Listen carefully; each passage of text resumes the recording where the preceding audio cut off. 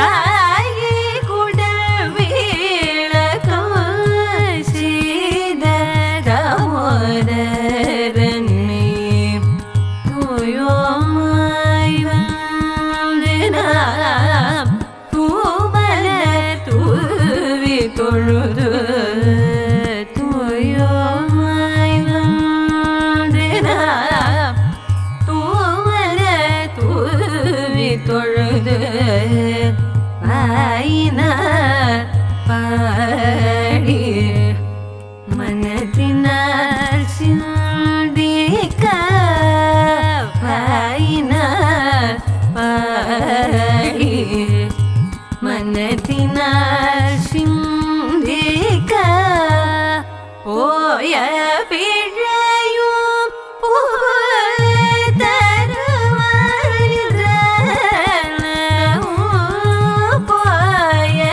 பிழையும்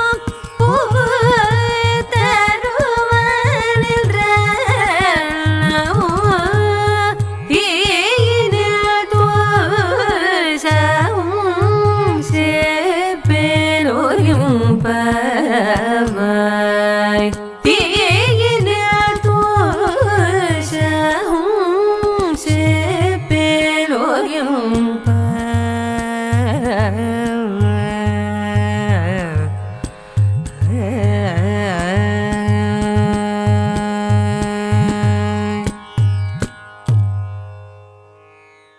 ஆண்டாளுடைய திருப்பாவையில் 5ஆம் பாசுரமாய் இந்த நோன்பு யாருக்காக இருக்கா, அந்த கண்ணனுடைய குணாதிசயங்கள் என்ன என்பதனை 5வது பாசுரத்தில் தெரிவிப்பதை நான் பிள்ளைகளோடு பேசி தெரிஞ்சுப்போம்.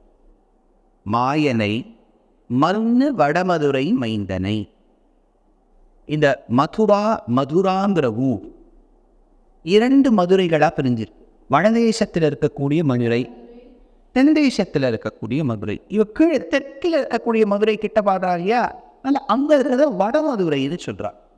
ஈசநாராயண ஸ்ரீமான் க்ஷீரானந்த கேதனகா நாகரியங்க முத்ஸ்ருஜ்ய யாததோ மதுராபுரி. பெருமாள் வைகுண்டத்தை விடுத்து ரொம்ப சந்தோஷமா நல்ல ஹாப்பியாக மதுரா நகரத்துக்கு வந்தாராம்.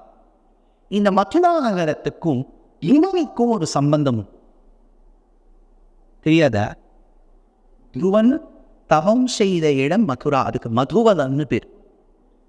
அதனால ரொம்ப சத்தியான க்ஷேத்திரம், பெருமாள் நித்தியவாசம் பண்ணக்கூடிய க்ஷேத்திரம் மதுரா. அந்த மதுராங்கிற மதுராகியம் அனன்யபோக்கியமீடே வசுதேவ வதூரு ஸ்தனந்தயம் தது கிமபி பிரம்மகிஷோரகாவ திருஷ்யம் தேசிகன் எடுத்துற. அதனால மாயனை மண்ணு வடமதுரை மைந்தனை, அந்த மாயனை கண்ணனை. மாயான்னு இந்த இடத்துல சொன்ன என்ன அர்த்தம்? மாயன்னு என்ன அர்த்தம்? கண்ணன். அதான் கண்ணன் மாயன்னா ஏன் கிருஷ்ணருக்கு மாயன்னு பேர்?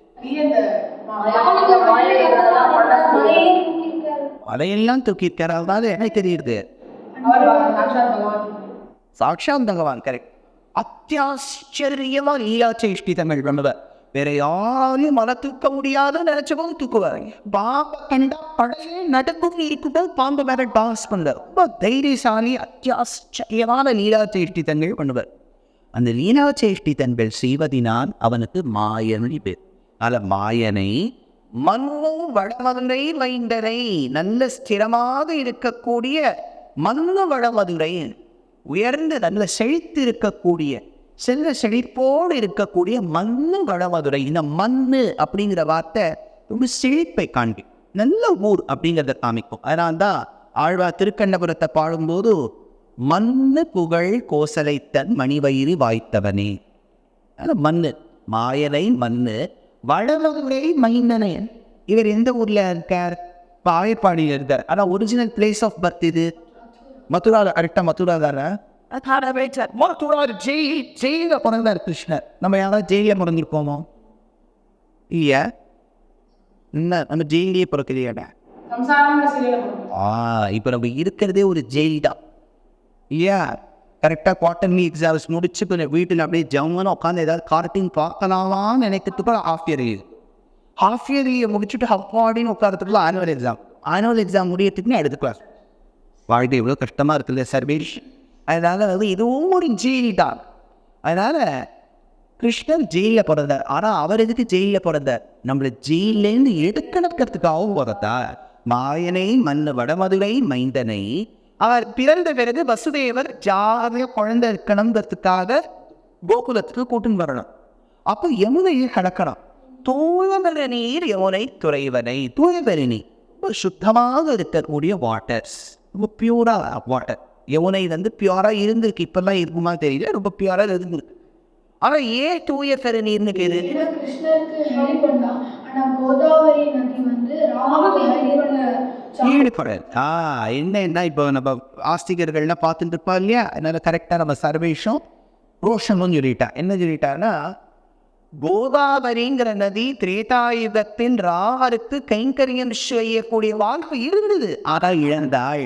ராவணனுக்காக பயந்து எங்க இருக்கிறன்னு சொல்லாமல் இருந்துட்டாள்.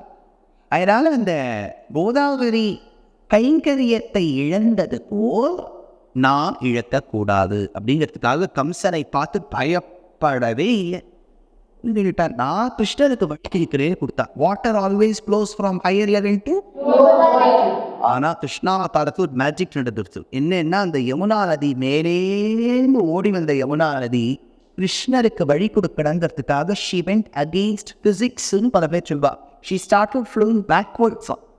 அதனால் தூய பெருநீர் யமுனை துறைவனை ஆயர் குலத்தினில் தோன்றும் அணி விளக்கை. இங்கே முத்தா எப்படி வழக்கு எறியறதோ அந்த மாதிரி ஒரு ஆயர் குலத்துக்கு விளக்காய் வழிகாட்டியாய் பகவான் வந்தாராம். எப்படி தாயாரை உல்லாச பல்லவித பாலித சப்தலோகி நிர்வாக கோரகிதனேம கட்டாட்ச லீலாம் ஸ்ரீரங்கார்ணதன மங்கள தீபரேகாம் ஸ்ரீரங்கராக மகிஷீம் ஸ்ரீயம் ஆஸ்ரயாமகான்னு மகாலட்சுமியை விளக்காசி இருக்கிறோமோ, அதுபோலே பெருமாள் இந்த ஆயர்களுடைய குலத்துக்கு அணிவிளக்காய், ஆயர் குலத்தினின் தோன்றும் அணிவிளக்கை தாயை குடல் விளக்கம் செய்த தாமோதரரை.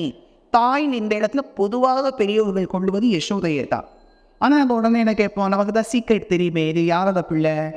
தேவகி பிள்ளை. அதனால் தேவகின்னு அர்த்தம் வச்சுருந்தாலும் நல்லது தான். அதனால் ஆயர் குலத்தினில் தோன்றும் அணிவிளக்கை தாயை, தாயான யசோதையின் குடல் விளக்கம் செய்த தாமோதரனை. குடல் விளக்கம்னு சொன்னால் அவள் மூலமாக பிறந்து சேதனோ ஜீவனத்துக்காக வந்த எம்பெருமான். நல்ல எல்லாரும் நல்ல குழந்தைன்னா இங்கே இருக்கக்கூடிய ரோஷன், சர்வேஷ், விஷ்ணு, அப்புறம் வந்து நம்ம ஸ்ரீவர்தன் இருக்கான், அப்புறம் வந்து அபிஜித் இருக்கான், ருத்ரன், எல்லாரும் நன்னா பார்த்துட்டு இருக்கவா. எத்தனை குழந்தைகள் பார்ப்பா அவளெல்லாம்.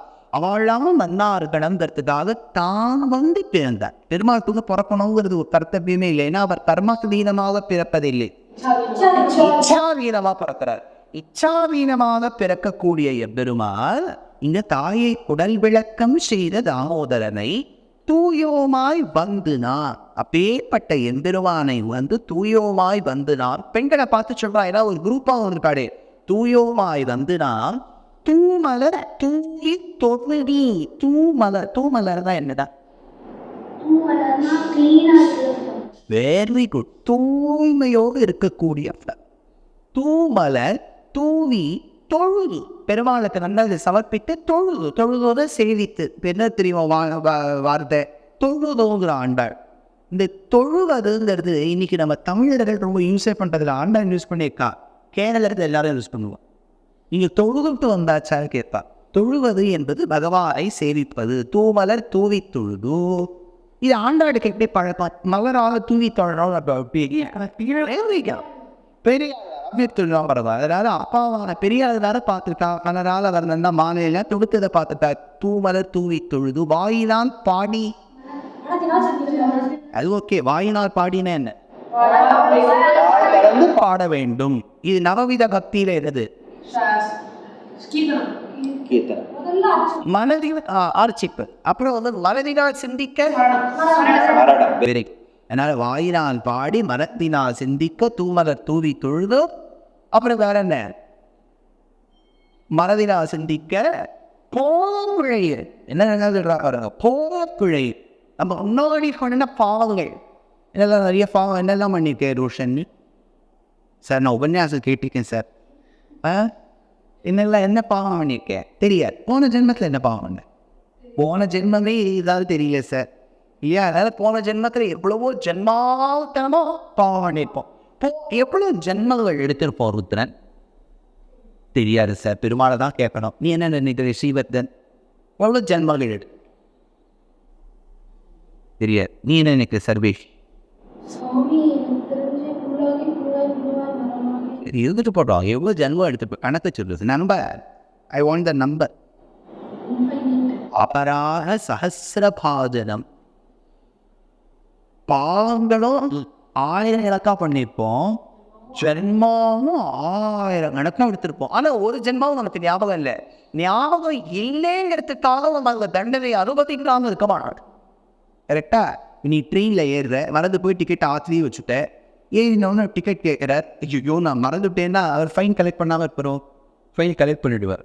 இந்த மாதிரி போய பிழையும் ஜென்மாந்தரமாக பட பாவங்களும் பொதுவாக நின்று ஃபியூச்சரில் பண்ணக்கூடிய பாவங்கள் எவ்வளோ கான்ஃபிடென்ட்டாக ஆண்டாடுறா பாருங்க. முன்னாடி பண்ண பாவம் ஃபியூச்சர்லேயே நம்ம பாவம் பண்ணுவோம். அது அத்தனையும் ஒழியிடும். எப்படி? அப்போ தான் சொல்கிற தீ தோஷா செப்பு செப்பு. நீ சொல்லிவிடு. வாயை திறந்து சொல்லி எதை சொல்ல வேண்டும்? பெருமான நாமாவை சொல்ல வேண்டும். சொல்லிவிட்டால் நீ செய்த பாவம், செய்யக்கூடிய பாவம் எல்லாம் தொலைஞ்சு போயிடும். எப்படி கதை? ஃபயர்ல போட்டு எப்படி ஆஷஸ் இருக்கு அதை ஃபயரில் எழுத போ. எதை இப்போ இது ஆண்டாள் எதை சொல்கிறோம்? பாவத்தை இது ஒரு குடத்தில் வச்சிருந்து கேட பாவத்தை. தூசாகும் செப்பு. ஒரு பஞ்சை நெருப்பிட்டால் அந்த பஞ்சு உடனே எப்படி பஸ்மமாறுதோ அந்த மாதிரி நம்ம முன்னாடி பண்ணியிருக்கிற பாவம், இனிமேல் செய்யக்கூடிய பாவங்களும் பெருமாளுடைய நாமாவை சிப்பிவிட்டால், சொல்லிவிட்டால் எப்படி அந்த நெருப்பின் போட்ட அந்த பஞ்சு பஸ்மமாகும் அந்த மாதிரி பஸ்மமாகும். அப்படின்னா நம்ம பெருமாள் நாமா சொல்லிட்டு உடனே அடுத்தது பாவம் பண்ண. கரெக்டாக பண்ணாமல் இருக்கணும். ஆனால் அப்படி பண்ணிவிட்டா பயப்பட வேண்டாம். பெருமாளுடைய நாமா நம்மளை காப்பாற்றும் அப்படிங்கிற விஷயத்தில் ஆண்டாள் 5ஆம் பாசுரத்தில், முதல் பாசுரம் தொடங்கி 5ஆம் பாசுரம் வரை ஆண்டாள் இந்த பாவை நோன்பு இருப்பதற்கான முன்னுரையை ஆங்கிலத்தில் நாம் இன்ட்ரோடக்ஷன் என்று கூறுவோம். அந்த இன்ட்ரோடக்ஷனை சொல்லிட்டா மேலும் தன் தோழிகளை அழைத்து செல்ல வேண்டும் நீராடுவதற்காக. அடுத்த பாசுரத்தில் இது. அதை பார்ப்போம், கவனிப்போம், புரிந்து கொள்வோம், ரசிப்போம். Dear Astika reader, I am happy to be authoring a 2-part book on the Ramayana in English. The first part is slated for release in the year 2024. The book aims to recreate and retell the Ramayana of Valmiki, conforming to the ancient commentaries and other allied literature. To receive notifications of the book release, kindly register with www.deshikadaya.org/books. Namaskaram. Namaskaram Astikas.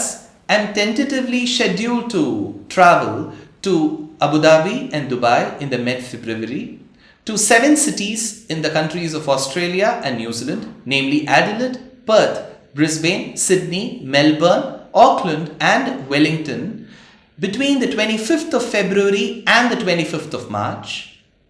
I am scheduled to travel to Singapore either in the month of April or January, and later I'll be rendering discourses in New Jersey, Boston, Maryland, Pittsburgh, and then in St. Louis and Indianapolis in the month of July.